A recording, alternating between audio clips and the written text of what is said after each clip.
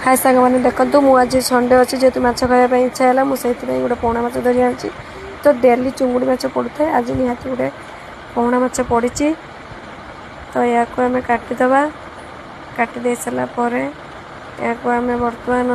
कौन रोषे करवा झोल करदे निहाती आम झोल बनवाई रेडी हो गलु तो झोल बनईदेलु तो खायापी टाइम भी है गोटे 30 है तो आपण मैंने खाइबे पड़े आसतु जार खाइबार इच्छा अच्छी पोहणा माछ कमेंट जनातु रही। हाय सांग मैंने देखो मु आज संडे अच्छे जेहतु माछ खावाई इच्छा है मुझे गोटे पोहणा माछ धरी आनी तो डेली चुंगुड़ी माछ पड़ू था आज निहाती गोटे पोहणा माछ पड़ी